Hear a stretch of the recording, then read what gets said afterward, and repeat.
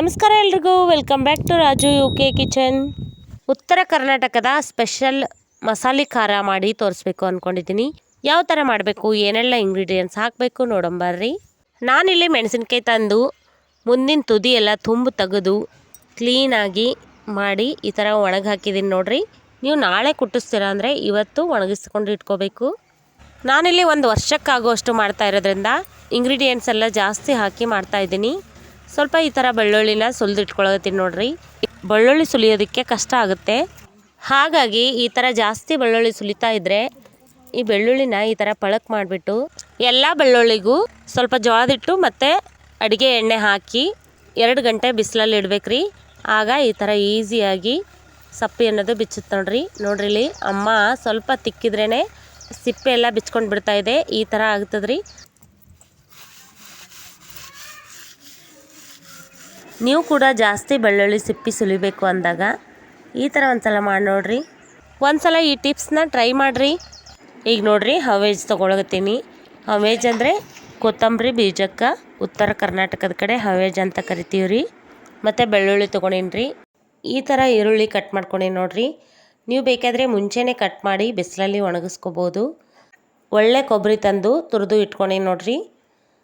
ಮತ್ತು ಚಕ್ಕೆ ತೊಗೊಂಡಿದ್ದೀನಿ, ಮೆಣಸು, ಲವಂಗ ತೊಗೊಂಡಿನಿ, ಮತ್ತು ಪಲಾವ್ ಎಲೆ, ಶಾಜೀರ ಮತ್ತು ಜೀರಿಗೆ. 1 kg ಎಣ್ಣೆ ತೊಗೊಂಡಿನಿ. ಇಷ್ಟನ್ನು ತೊಗೊಂಡಿದ್ದೀನಿ ರೀ. ಈಗ ಒಲೆ ಮೇಲೆ ಒಂದು ಪಾತ್ರೆ ಇಟ್ಕೊಂಡು ಎಲ್ಲನೂ ಒಂದೊಂದಾಗಿ ಹಾಕ್ತಾ ಸರಿಯಾಗಿ ಹುರ್ಕೋಬೇಕು ನೋಡ್ರಿ. ಎಣ್ಣೆ ಒಳಗೆ ಹಾಕ್ತಾ ಇದ್ದಂಗೆ ಉಬ್ಬಿ ಬಂದು ನೋಡ್ರಿ. ಲವಂಗ ನೋಡ್ಬೋದು, ಎಲ್ಲನೂ ಹುರಿದಾರ್ರಿ ಅಮ್ಮ. ಇದೇ ಥರ ಎಲ್ಲನೂ ಸರಿಯಾಗಿ ಹುರ್ಕೋಬೇಕು ನೋಡ್ರಿ. ಇವಾಗ ಮೆಣಸು ಹಾಕ್ಯಾರ್ರಿ ಅಮ್ಮ. ಈ ಮೆಣಸು ಹುರಿಯೋವಾಗ ಕಳಿಬಾರ್ದಂತ್ರಿ. ಆ ಮೆಣಸು ಕೊಳೆಯೋ ತನಕನೂ ಜಗಳ ಇರ್ತದಂತ್ರಿ ಮನೆಯೊಳಗೆ. ಹಂಗೆ ಹೇಳ್ತಿದ್ರಂತ ಹಿಂದಿನ ಕಾಲದಲ್ಲಿ. ಅದನ್ನು ಹೇಳ್ತಾನೆ ನಮ್ಮಮ್ಮ ಹುರಿತಾ ಇದ್ದಾರೆ. ಬೆಳ್ಳುಳ್ಳಿ ಒಂದು ಬಿಟ್ಟು ಎಲ್ಲನೂ ಫ್ರೈ ಮಾಡ್ಕೋಬೇಕ್ರಿ ಸರಿಯಾಗಿ. ಇದೇ ಥರ ಒಂದೊಂದಾಗಿ ಹುರ್ಕೋಬೇಕು ನೋಡ್ರಿ. ಸ್ವಲ್ಪ ಉರಿನ ಕಡಿಮೆ ಹಚ್ಚಿ ಕೆಂಪಾಗಿ ಆಗೋ ಹಾಗೆ ಹುರ್ಕೋಬೇಕು. ಉರಿ ಏನಾದರೂ ಜಾಸ್ತಿ ಆದರೆ ಹೊತ್ತೋ ಸಾಧ್ಯತೆ ಇರ್ತದೆ, ನೋಡಿಕೊಂಡು ಹುರ್ಕೋರಿ. ಈಗ ಹವೇಜ್ ಹಾಕಿ ಹುರಿತಾ ಇದ್ದಾರೆ. ಸ್ವಲ್ಪ ಸ್ವಲ್ಪ ಹಾಕಿ ಸರಿಯಾಗಿ ಹುರಿಬೇಕು. ಚೆನ್ನಾಗಿ ಘಮ ಬರ್ತದ್ರಿ, ಅಲ್ಲಿವರೆಗೂ ಹುರಿಬೇಕು. ಹುರಿತಾ ಕಲರು ಚೇಂಜ್ ಆಗ್ತದ. ಎಲ್ಲ ಇಂಗ್ರೀಡಿಯೆಂಟ್ಸಿಗೂ ಸ್ವಲ್ಪ ಸ್ವಲ್ಪ ಎಣ್ಣೆ ಹಾಕ್ಕೊಂಡು ಹುರ್ಕೋಬೇಕು.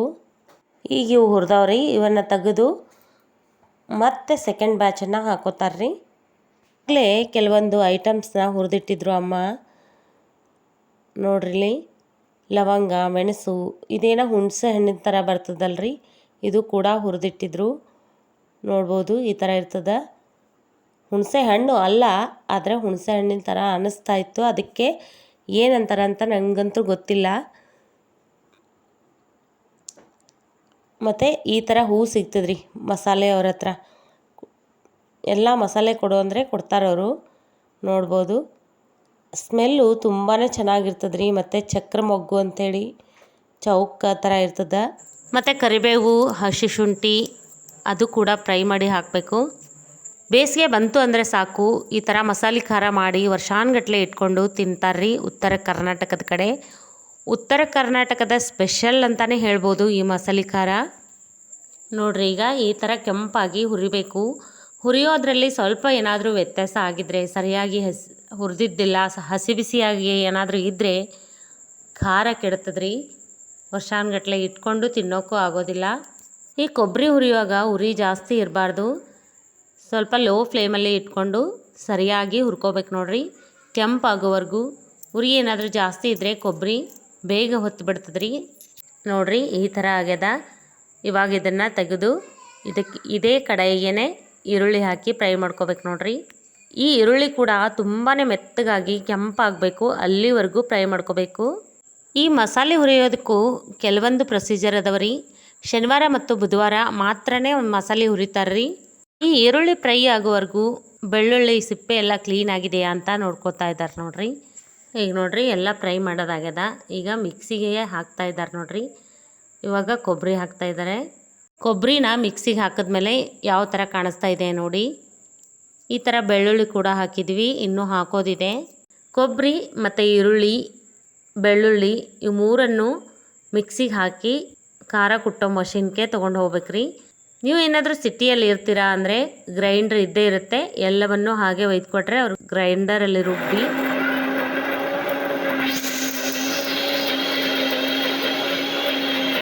ನೋಡಿರಿ ಸ್ವಲ್ಪ ಸ್ವಲ್ಪ ಹಾಕಿ ರುಬ್ಕೋಬೇಕು. ಈ ಥರ ಆಗ್ಯದ ನೋಡಿರಿ ಬೆಳ್ಳುಳ್ಳಿ ಪೇಸ್ಟ್ ನೋಡ್ಬೋದು. ನೀವು ಮನೆಯಲ್ಲೇ ಮಾಡ್ತೀರಾ ಅಂದರೆ ಎಲ್ಲವನ್ನೂ ರುಬ್ಬಿ, ನೀವೇನಾದರೂ ಮಸಾಲೆ ಖಾರ ಮನೆಯಲ್ಲೇ ಮಾಡ್ತೀರಾ ಅಂದರೆ ಮೊದಲೇ ಕುಟ್ಟಿಟ್ಟಿರೋ ಪುಡಿ ಖಾರ ಇದ್ದರೆ ಆ ಖಾರದಲ್ಲಿ ಮನೆಯಲ್ಲಿ ಮಿಕ್ಸ್ ಮಾಡ್ಬೋದು. ಈಗ ನೋಡಿರಿ ಎಲ್ಲ ಬೆಳ್ಳುಳ್ಳಿನೂ ಇದೇ ಥರನೇ ಮಿಕ್ಸಿ ಮಾಡ್ಕೋಬೇಕು. ಆಮೇಲೆ ಈ ಕಡೆ ಎಲ್ಲ ಬೆಳ್ಳುಳ್ಳಿನೂ ರುಬ್ಕೊಳ್ಳೋ ಅಷ್ಟರಲ್ಲಿ ಈ ಕಡೆ ಒಲೆ ಮೇಲೆ ಇಟ್ಟಿದ್ವಲ್ರಿ ಈರುಳ್ಳಿ ಈ ಥರ ಕುದೀತಾ ಇದೆ ನೋಡಿರಿ. ಈ ಉಳ್ಳಾಗಡ್ಡಿನೂ ಕೂಡ ಮಿಕ್ಸರ್ಗೆ ಹಾಕೋಬೇಕು. ಮಿಕ್ಸಿಗೆ ಹಾಕಿ ಪೇಸ್ಟ್ ಆಗಿ ಮಾಡ್ಕೋಬೇಕು ನೋಡಿರಿ. ಈ ಥರ ಬೆಂದಿರಬೇಕು ಈರುಳ್ಳಿ. ಈ ಥರ ಆಗೋವರೆಗೂ ಹುರ್ಕೋಬೇಕಾಗ್ತದೆ ನೋಡಿರಿ. ನೋಡ್ಬೋದು ಈ ಥರ ಕೆಂಪಾಗಿ ಆಗ್ಯದ. ಇದನ್ನು ಕೂಡ ಪೇಸ್ಟ್ ಮಾಡ್ಕೋಬೇಕು ನೋಡಿರಿ. ನೋಡ್ಬೋದು ಈ ಥರ ಪೇಸ್ಟ್ ಮಾಡೀವಿ ನೋಡಿರಿ. ಉಳ್ಳಾಗಡ್ಡಿ ಮತ್ತು ಬೆಳ್ಳುಳ್ಳಿ ಮತ್ತು ಕೊಬ್ಬರಿ ಈ 3 ಐಟಮ್ಸನ್ನೇ ಒಂದು ಡಬ್ಬಿ ತುಂಬೇದು ನೋಡಿರಿ. ಈ ಕೊಬ್ಬರಿ ಹುರಿದು ತುಂಬಾ ಎಣ್ಣೆ ಬಿಟ್ಟಿತ್ತು. ನೋಡ್ಬೋದು ಎಣ್ಣೆ ಯಾವ ಥರ ನಿಂತಿದೆ ಅಂತ ನೋಡಿ. ಈ ಥರ ಆಗಬೇಕು. ಪರ್ಫೆಕ್ಟಾದ ಮಿಶ್ರಣ ನೋಡಿರಿ.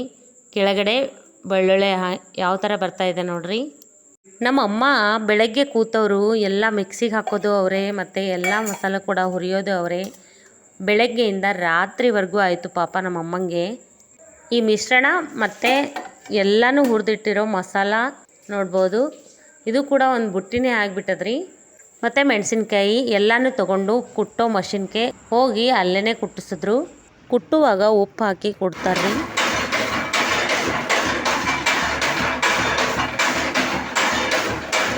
ಕುಟ್ಟಿಸ್ಕೊಂಡು ಬಂದು ಅಮ್ಮ ಈ ಥರ ತಿಕ್ಕಿ ಗಾಜಿನ ಬಾಟಲ್ಲು ಅಥವಾ ಭರಣಿ ಒಳಗೋ ತುಂಬಿ ಇಡಬೇಕ್ರಿ. ವರ್ಷಾನುಗಟ್ಲೆ ಇಟ್ಟರು ಕೂಡ ಕೆಡೋದಿಲ್ಲ. ಈ ಮಸಾಲೆ ಖಾರ ತುಂಬಾ ಟೇಸ್ಟಿಯಾಗಿರ್ತದೆ ರೀ. ಉತ್ತರ ಕರ್ನಾಟಕದ ಕಡೆ ಎಲ್ಲ ಅಡುಗೆಗೂ ಇದನ್ನೇ ಹಾಕ್ತೀವ್ರಿ. ಇದು ಒಂದಿದ್ರೆ ಸಾಕು, ಎಲ್ಲ ಮಸಾಲನೂ ಇದರೊಳಗೆ ಇರ್ತದೆ ರೀ.